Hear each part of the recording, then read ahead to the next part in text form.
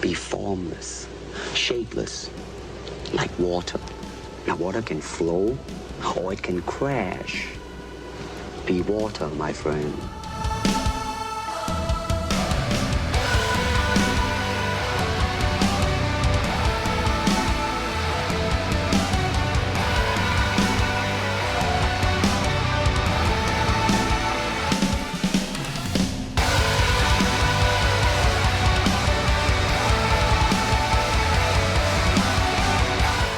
Hey, what's up guys, Joker here. Today we're going to be taking a look at the Pixio PX277. Just a couple weeks ago, Pixio got in touch with me and asked me if I wanted to test out their new 1440p 144Hz FreeSync monitor here for you guys on the channel, and I instantly leapt at the chance because we've been testing AMD cards here recently, and I didn't have a FreeSync monitor on hand, and the specs on this thing really attracted me to it, as well as the price that it's listing for. Right now, at the time of me making this video, you can find it around $389, but the regular list price is $399 that I've seen around. But right now on Newegg and Amazon, you could find it for $390, which is incredible considering, when you add together the sum of its parts, that it is a 144Hz 1440p monitor with FreeSync, and it's IPS with a 4 millisecond response time. It's actually even using the same exact panel as my Acer XB270HU and the Asus MG279Q.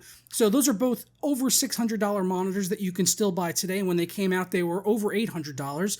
So all of those things combined with the fact that it's FreeSync and 1440, 144Hz, I had to get this monitor in to test it because I was like, man, there's got to be something here that's like too good to be true. So I really went and, hunted on this thing to try to find some issues. So the first thing that I wanted to look at on this monitor was the FreeSync range, and it is advertised at being 55 to 144 Hz on this particular panel, which is a good range to have. And I know some people may be thinking that 55 is, too high and you're going to be dipping below that, and then you're not going to get the benefits of FreeSync.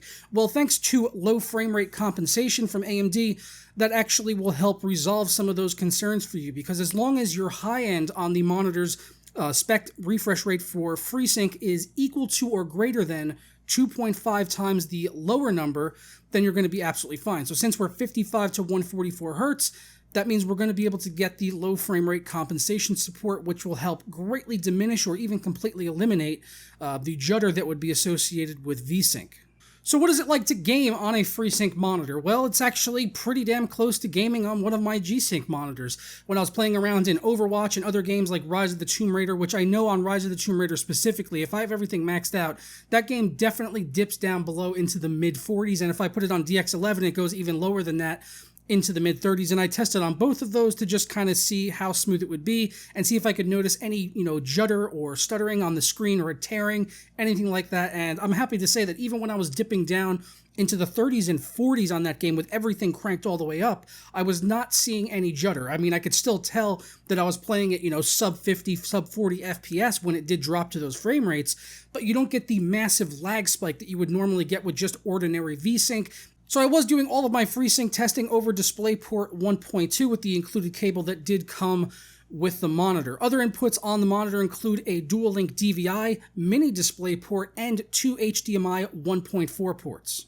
So probably one of the biggest drawbacks for me was the stand on the Pixio monitor. Not really because of the aesthetic or anything like that, but because it didn't feel very stable to me, and also because it didn't offer any benefits like swivel, pivot, and height adjust. It only has tilt built right into it, and unfortunately my monitor was not completely level. It was just slightly off, so I would look into maybe picking up a third-party stand from like the Nixius one over on Amazon that you can get for about $50, which if you're factoring that into the cost of this monitor brings the cost up to around $450, but that's still significantly less than some of the more expensive panels from Acer and Asus, and that's going to give you, you're going to have pivot, tilt, swivel, and height adjust. So you're going to have all of that there, with this monitor. And the monitor supports a 100mm VESA mount, so any stand that you get or a monitor arm with a 100mm VESA mount should be able to fit on this monitor without issue. I also tested for frame skipping, white uniformity, and gradient and color banding on this panel, and I was happy to report that all of those tests passed with flying colors. I didn't experience any frame skipping, I didn't experience any banding with the colors or the gradient, and the white uniformity was even completely across the monitor. We also did some ghosting tests, which I took some pictures of, so you guys can see those here, where we don't see any trails on the gray boxes, which is which is good. That means the response time is, fast enough where you shouldn't see any significant ghosting in games.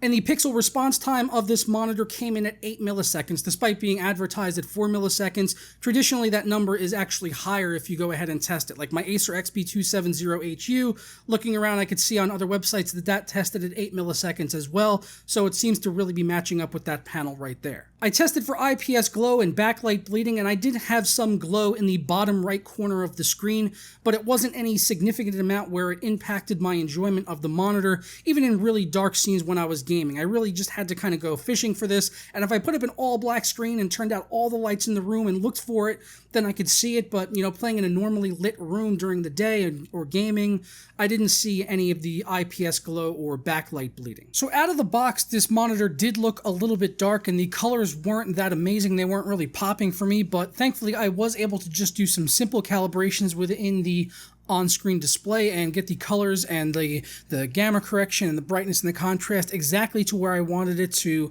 where it is now, where I can basically put this side by side with any of my other IPS panels and really not be able to tell a difference, and it looks absolutely perfect to me as far as the color accuracy and also having good deep black. So all of that stuff looks good right there, and I'll put some links down below to screenshots of my on-screen display in case anyone picks up this monitor and you want to know exactly what settings I'm using.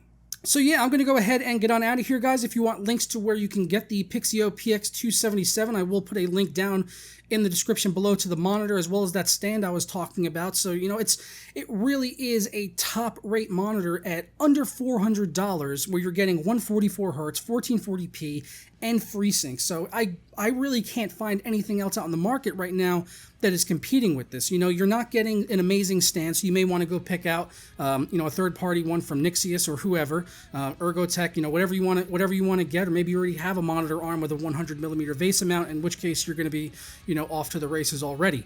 But I haven't really seen any monitors out there that offer all of the same specs of this, with a high-end panel, like the same one as my Acer, and, under $400. So that's why it is an easy recommendation for me. And if you're wondering how they're able to keep costs down on a monitor like this, it comes down to a couple of factors.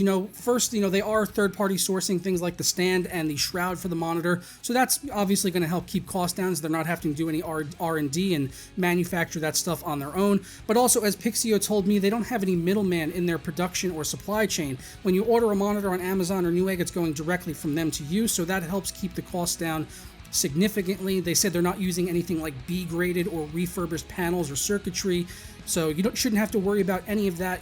That's coming from Pixio directly from what they told me over email. But I'm going to go ahead and get on out of here, guys, now. Please let me know your thoughts on the Pixio monitor down below, and once again, I will have links there to where you can pick it up over on Amazon. And I'll catch you next time. Ciao.